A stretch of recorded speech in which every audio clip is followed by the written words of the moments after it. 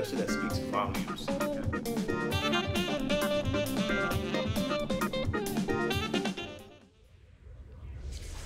Yes, indeed. Sahara Sports once again. You're welcome to the show. Today, I have with me analyst extraordinaire, Victor Sanya, to help me take a look at some issues in the build-up to the World Cup. From next week, we'll be using a slightly different format, but let's keep that for later. For now, we're looking at these issues. We're looking at the new FIFA rankings released barely a week to the big one. We'll also look at Keshi's statement that the Boko Haram insurgency is creating problems for his team. We'll also look at the friendlies that we will focus actually on Ghana and Nigeria, and then we'll see if we can expand into the other countries for the friendlies that they've played. And based on that, what does the picture look like for them ahead of the World Cup?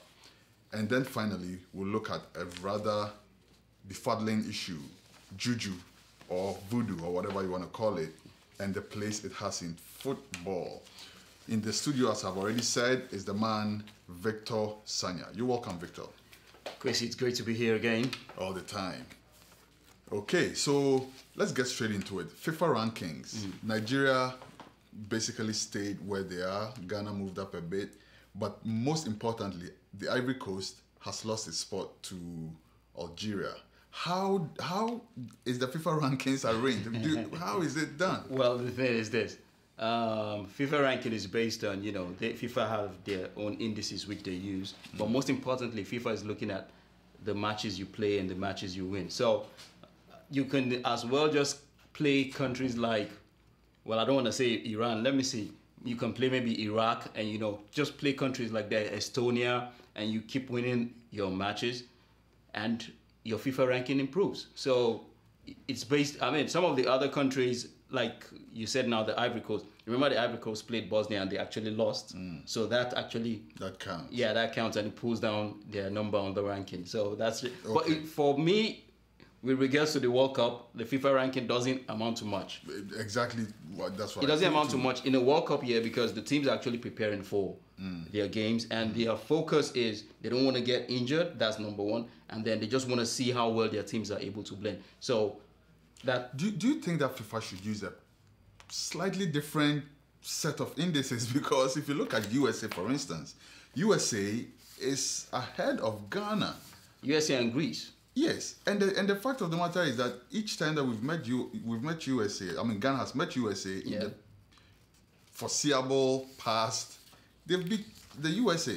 Well, you raise that's a very valid point. It's like in when they want to do competitions, they have seeds, and they seed countries. Yeah. So that's the thing. But how there are way too many countries in the world for you to start using a head-to-head. Okay, if this country is better than this country, but maybe they should seed some countries from each continent. Maybe they should seed some countries the same way they do, when they're picking a World Cup group. They seed some countries. I don't know how FIFA, but the way it stands, you really can't go on this. This is just to show you how well a country is performing. So we spoke with Nana Jemai, another celebrated sports analyst in Ghana the other time. He was suggesting that the pedigree of the team you play also has something to do with it, because if you're playing, like you said, Iraq, and you win, it's not as strong as playing a team like, say, Greece. Even. Oh, absolutely. When you play like the World Cup now, all the teams in the World Cup, their FIFA ranking is gonna get pushed up at the end of the World Cup. When you play competitive football at the highest level, it actually pushes it up much higher. So the better teams you play, the better. But then you don't also want to lose if you're interested in FIFA ranking. A lot of countries are not interested in the rankings anyway. I should think so, because I really don't. No, a lot of countries are not. A lot of countries are not. But like, Spain has maintained the spot. What do you think contributes to that? They should maintain the spot. They're the world champions, and they're still the best team in the world. Everybody's thinking maybe Brazil is going to upset them. Yeah. But most times the World Cup winners are usually number one, except once in a while, they're number two. And then, but for Spain has been pretty consistent, even in Europe and at the world level. So Nigeria is African champions. And they're still number 44. And Nigeria has won more games than Ghana in the recent past. Why is Ghana ahead of Nigeria in the FIFA ranking? Well, you also have to look at what's it called? Some of our friendly games. Some of our friendly games ended up in a draw and things like that. And we actually played some games. I can't remember which the game we played. We played against Italy in November. We actually played a 2-2 draw. There was another game we played with another African country. We actually, I think we played another draw from that one. So when you look at all these draws, we played Greece. It affects so you see, we're not really moving. We're just there on 44 because we are drawing a whole lot of games. So we're not really moving. That's the thing. Okay, so let's look at the top 10 African countries as per the new FIFA rankings. Number 1, which is a new development, is Algeria.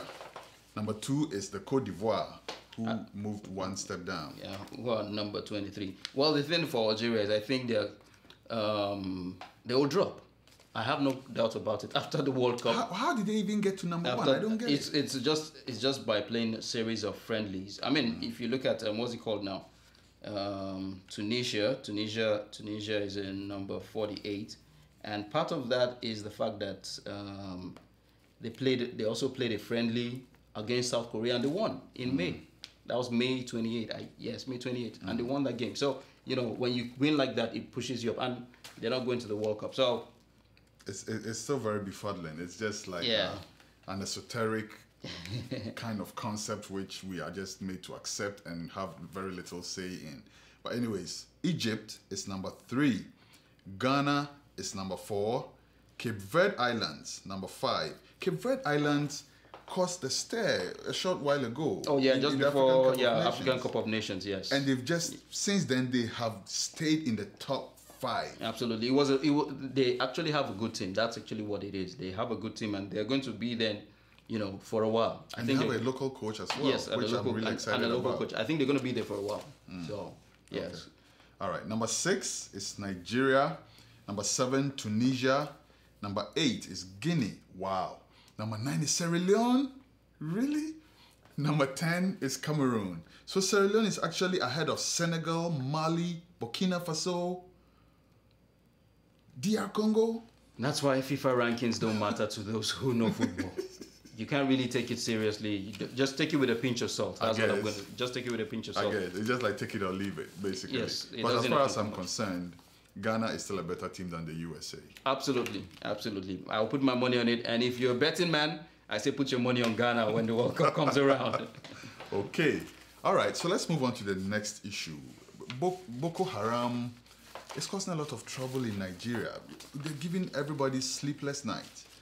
And the Super Eagles are not excluded from that. Keshi has come out to admit that. Yeah, I saw that report last night, and his points I understand. I mean, like Onazi said, he was very close to where one of the bombs went off. He was away. He was 15 minutes from the bomb blast. So that much I understand. And the truth is, the whole Boko Haram thing for most Nigerians is something unusual about Nigeria. This is an area that Nigeria has never really.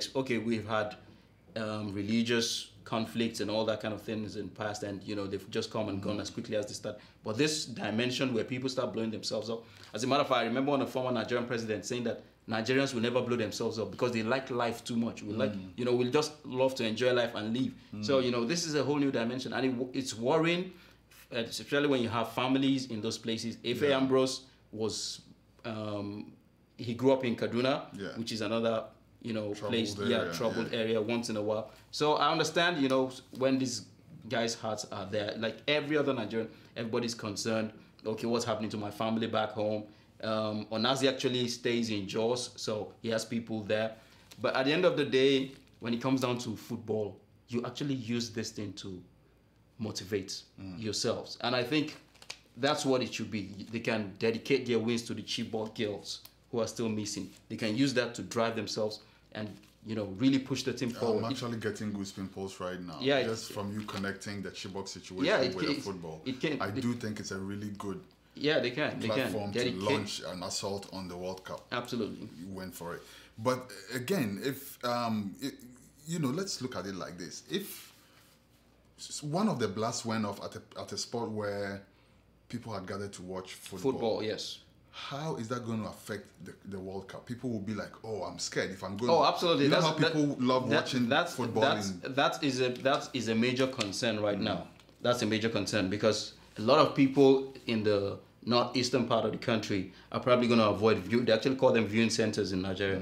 A whole lot of people are going to avoid the viewing centers because they've seen that already, and it's about 60 people died for that from that blast. Boko Haram doesn't want anything education, anything that looks Western, and people are having fun. So everybody's going to be afraid now, and people will actually stay away from the viewing centers. That's a major concern. That's a major concern. That's very sad too, because the joy of football really is to watch with a group of people. Is the crowd. That's the reason why people go into the stadium to go watch football. People have It's the crowd. TVs in their homes, but they still leave their their sets at home and go to watch the game with other people so they can compare notes, so they can rejoice together when the goal is scored and all of that. Now, this is going to be a very, very dicey situation for fans of football in Nigeria. I think a lot of people are going to sit at home, and it's also bad for business because those viewing centers are actually run by people who are hoping to make money from it. But now you have people who will definitely stay away. Do you think the government should set up something to protect areas like that, like make it some kind of a security zone? Well, the problem is there viewing centers are scattered all around the state. Each of those states, they're like 3-4 states, that are really troubled, and you can't have it's like the schoolgirls. Boko Haram went into the school and got them out. You can't have security. Even if you have 2 soldiers, they come in their Hilux vans and it's with still with their rocket launchers and all that. So it's still it still doesn't make much difference. So that's the thing. People definitely sit at home. I can say that. Okay. All right. Now I want us to look at the friendlies, focusing on the USA versus Nigeria and Ghana versus South Korea. But before we do that, let's talk about this very, very hilarious aspect in the game that we've been dealing with for the past week or so. There's this spiritualist called Kweku Bonsam. He was actually here. Yes. He came to SaharaTV when he was in New York. We just talked about him last week. We did actually on Olu's show. Yeah. He's claiming that he's actually responsible for Cristiano Ronaldo's injury. And then there's also another story making the rounds about a certain Mel Sigerson, who is a Portuguese spiritualist, who is also claiming that he's responsible for Jerry Akamenko's injury in the Black Stars game against... So now what they're claiming is you fire my man, and I fire your man back. Yes. So... let me put on record though, the other story is very suspect. It's not a story that I'm vouching for. I've done a lot of research since I came across that story. It looks like a cook-up. Okay. But anyways, the first story though is authentic. Yes. What's its name? Kweku Bonsam says he is responsible for... I mean, that's been all over the internet. My position is simple, and I keep saying it. When things like this come up, they're for fun. We have fun. We laugh about it. But at the end of the day, these things have no business and no place in modern day football. And any player who allows himself get caught up in all this, well, I really feel sorry for him, because if voodoo or juju has been working for Africa, believe me, one of us should have lifted the World Cup. And the fact that we haven't lifted the World Cup just tells us that this thing has no place. It doesn't work. Sheer hard work, skill and determination is all that wins the World Cup. So, they can come up with all that stuff. We will laugh about it. I mean, it's hilarious to think that someone sits in Ghana and then Cristiano Ronaldo, who is somewhere and his team is getting ready to go to Brazil. You're sending him some stuff via, is it UPS he sent it to? I don't know how he did it, but it's hilarious. That's all I can say. Let me ask you though, how much premium do you put on it? Does it have even a little bit of significance at all? Psychologically? Well, whatever. We said it on Wednesday. If it works for the team, if it lets them believe, there's someone somewhere who is cooking something for us, so maybe, we have something else, it might work. But most times, and I shared that story before, what's it called? Odegbami, Nigeria's former captain, actually said some of the Green Eagles back in the days actually went to a spiritualist to win the Nations Cup. And Cameroon whooped Nigeria silly. That's actually what happens, because at the end of the day, there's no way you will know someone is somewhere doing something for you. You'll take your foot off the pedal. And that's usually what happens. So most times I would say stay away from it. It doesn't work, but if you feel it's going to boost your team. Brazil has a voodoo specialist though. Well, they have a voodoo specialist, but is he working for the team or by himself? That's why I'm asking if it has any value at all. Maybe it's psychological. Maybe it's just, you know, every team has its own little ritual that they have to pep themselves up and stuff. Oh, absolutely, absolutely. I mean, even some people, some teams will say, "Oh no." Some players tell their wife, "The cloth you wore the day we won the other game is," you know. People are superstitious. Yeah. People are superstitious, and whatever helps you, fine. There's Always no, go for it. But then at the end of the day, you really have to be careful with these things. They can actually bring a team down. They can bring a team down. Let me read a few comments that I culled from Sahara reporters when we posted that story, and I just picked a few really interesting ones. There is this gentleman, I believe it's a gentleman called J Salvage, and J Salvage says, life is first and foremost about skill.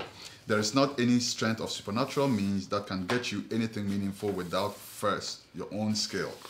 But what the spiritualist inflicted, another spiritualist removed or returned to sender. For evil use, the Ghanaian spiritualist or witch doctor could end up destroying the Ghana team, as another could return it to them. Do you share this view? As another person could send. Yeah, just like someone is claiming that a certain that's Portuguese. The truth is, I lend no credence to it. I mean, I don't believe in it. I don't believe in voodoo in that sense, or that they're trying to make it sound like someone is going to send something. Whoever believes that, well, good luck. I mean, I don't question people's religious beliefs, or But what I would say is, how possible I keep asking the question. If it is possible, listen to what I'll do to Kwesi.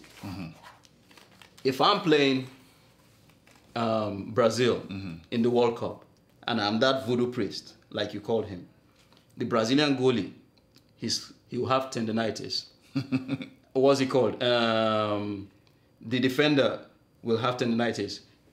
Ramirez in the midfield, his ankle will be broken. I'll affect the entire team and make sure that the entire team cannot play. But how do you just single out one player because he's the star player? Well, maybe the spirits told him that. Okay, the spirits. No. Of course, he's a spiritualist. Okay, so the spirits told him that it's just one man he should have. Maybe the spirit said that is the danger. Cristiano Ronaldo is the danger. Okay, so what happens when Ghana now qualifies to the next round and they face Germany? Will the spirits also tell him one person or the entire team? Good question. It doesn't really add up. The man is just sitting down somewhere and just creating followers for himself. He's getting cheap popularity. The entire media, the whole media is going crazy about it, and it's good for him. You know what someone said also? Ghana is facing serious hardship at this time, like power crisis and all of that. Yes. So someone is like, why don't you channel that energy into... Oh, absolutely. No, they say that too. They say that there's that saying too in Nigeria. If you claim to be that powerful, use it constructively. Do something for the country. You know what that reminds me of is when TB Joshua claimed that he was helping the Ghana team and he actually got them where they got in the last World Cup. And someone is like, so how come Nigeria did not get to that point? You love Ghana more than your own country? That is a good question.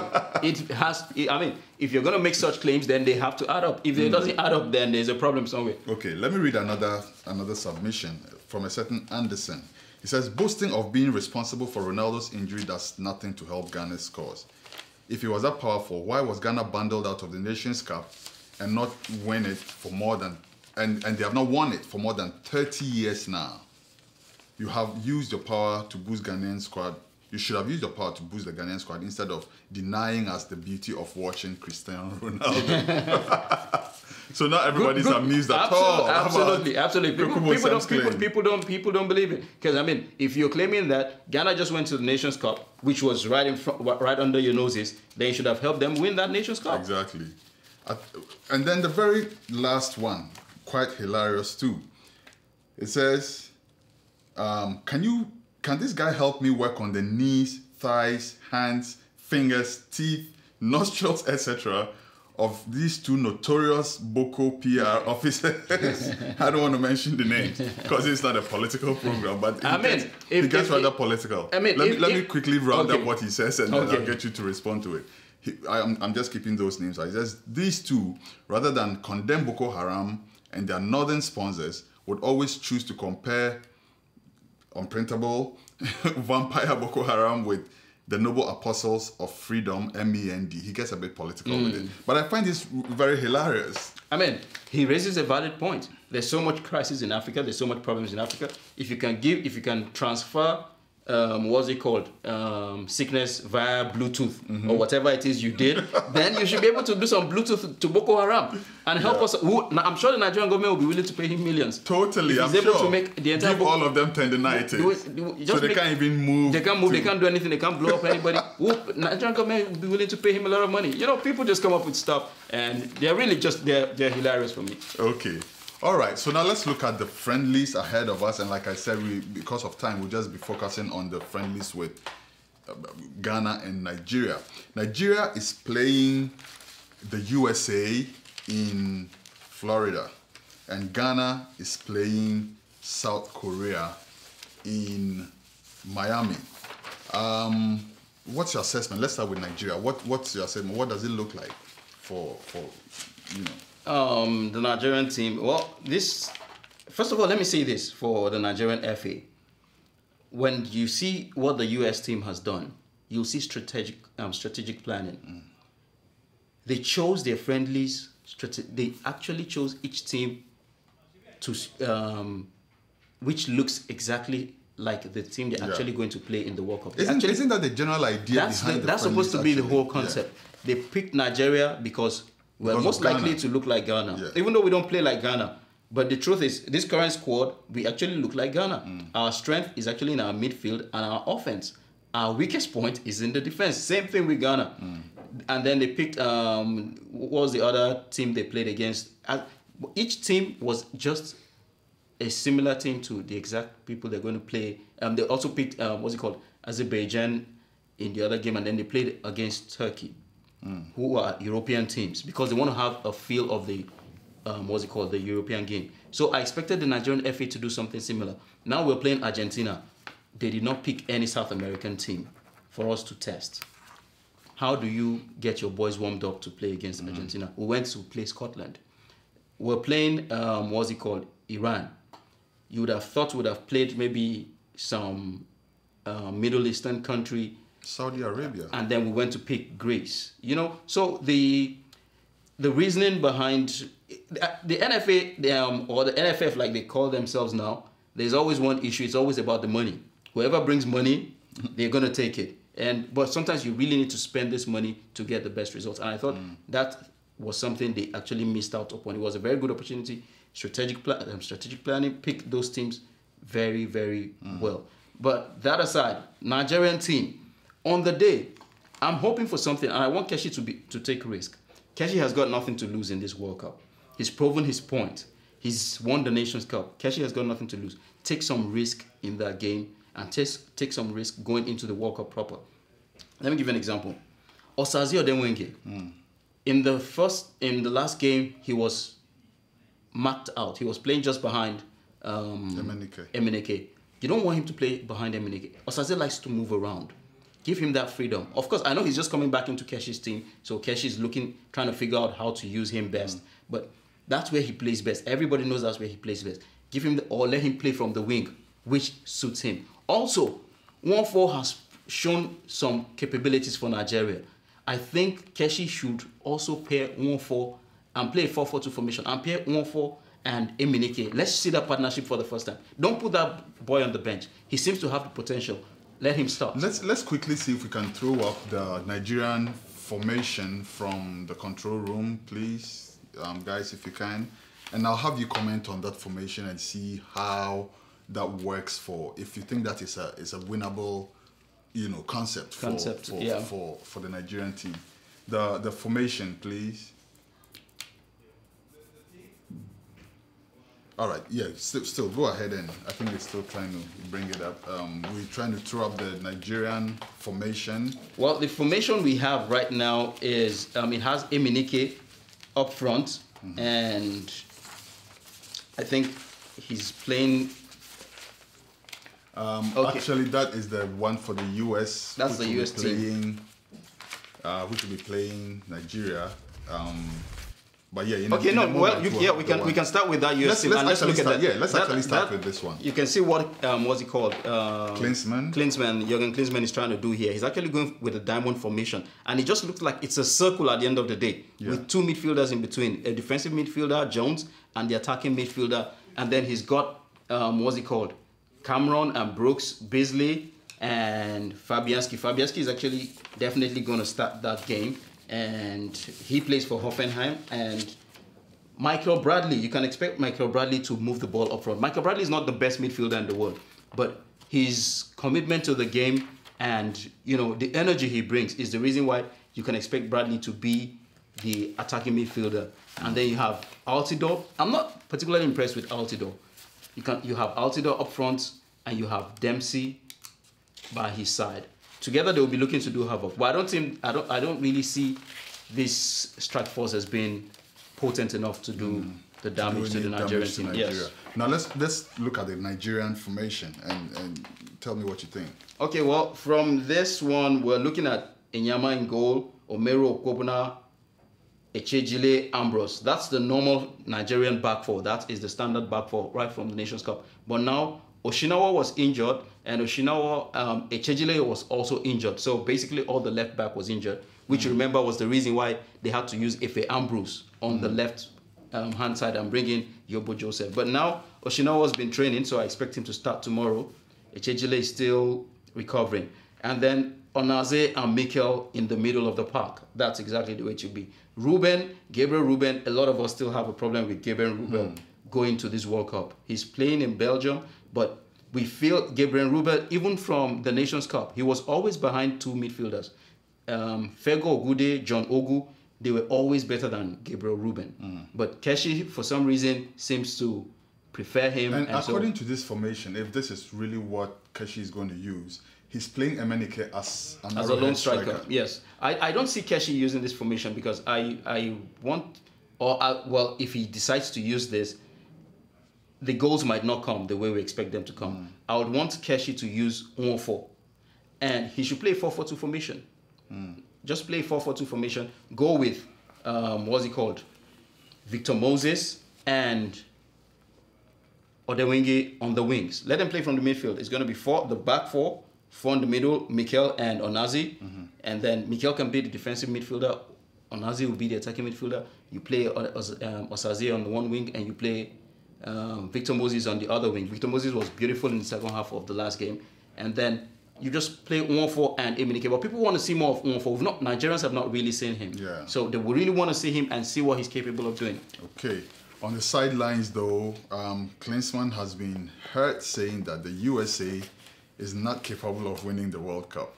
And a lot of people want his head for that. How do you go into a tournament suggesting that you are not capable of winning the tournament? I think Klinsmann is a realist. I think I think he's a realist, and I think he's just one of those people who just call it as it is. He's looked at his squad and he feels that they can't win that World Cup. And really, I mean, the things that would have the morale in that camp, they're claiming it's high and all that kind of stuff. But I feel people like Landon Donovan, who would have brought some real inspiration to the team, are not there. Now he's taking Julian Green. Julian Green plays for Bayern Munich. And Julian Green doesn't have the experience. Yes. Julian Green is probably going to sit on the bench. So that's like one space wasted. And everybody's been saying maybe he's planning for the future. Maybe. You see, for me, the thing is... I actually think Green is going to play. I have a feeling Green, he wants to make a point. Yes, but Green is not going to start. You want to put your best foot forward at the World Cup. If you're going to put people on the bench... But if you drop a player like Landon Donovan and then you replace him with Green, it only makes sense that you play him. Well, but Green is not even as good as the people who are starting. Well, anyways, that's the major problem. Green is not. As a matter of fact, everybody's been saying that if Green were to play for Germany, which was his first, which was the first opportunity he had, Graham would never play for Germany in the next 10 years. There's no way he can graduate into the German national team. Yeah. And so that just tells you the quality that the Germans have and that he's not really there. So don't blame Klinsmann when he says he knows they're not going to win the World Cup. He's looked at his players. Green won't make that squad in 10 years, and he has to play against that same German team. Okay. That's hard. All right. The other news with that game is that it's been sold out. They targeted 20,000 fans, and they've sold way above 20,000. Okay, so now let's go to the other game, Ghana versus South Korea. Well, the South Koreans, you know, we were just saying it earlier, they actually lost to Tunisia. They lost to Tunisia, and they actually have 3 players from the Premiership. They have a player from Cardiff, and they have another player from Sunderland. So it's not like it's a completely bad team, but if you're preparing for the World Cup and you're losing, you want a tougher, if you're losing to Tunisia, then there's a problem. Tunisia is not going to the World Cup. And a World Cup bound team is losing to Tunisia. We all know where Tunisia ranks in African football. Yeah. So I don't see a problem, and I see Ghana scoring at least 2 goals in that game. And I think that would really be good for the psyche, for the sanity of the fans of Ghana, because they have not won any of the friendlies. Absolutely. And it's not good enough. Absolutely. We know they are just warm-ups, but still, we need to see goals. Well, let me say this to encourage both Ghanaians and Nigerians, because even Nigerians are rather disappointed, and you know we have to keep reminding them that Nigeria played Greece, who are former European champions. You don't take away the championship from a side who's won it before. And you know, but let me say this: 1994, Nigeria made it to the second round of the World Cup and almost, except for Roberto Baggio, almost got into the quarterfinals. And we actually lost all our friendlies save for the last one. We played 3 friendlies before the last one. I think last one was against Georgia, and we gave them 5-1. We lost all of the 3 friendly games before that. So really, don't count the friendlies and don't go with FIFA ranking. That's good advice. Yes, don't bother so much about the friendlies. As a matter of fact, what I tell people is when you watch a friendly game, watch how well the team is gelling. Don't bother about the goals. The goals might, yes, you want the team to score, you want your strikers to score. Just for psychological reasons. For psychological reasons. But then what you want to watch mostly is how the team, how they gel together. Once they gel, believe me, every other thing is going to take care of itself at the World Cup. Okay, so you are predicting that Ghana will win this one against South Korea? No, this is a walk. This is a stroll in the park. Okay. I might as well put on Ghanaian jersey and play for Ghana against South Korea.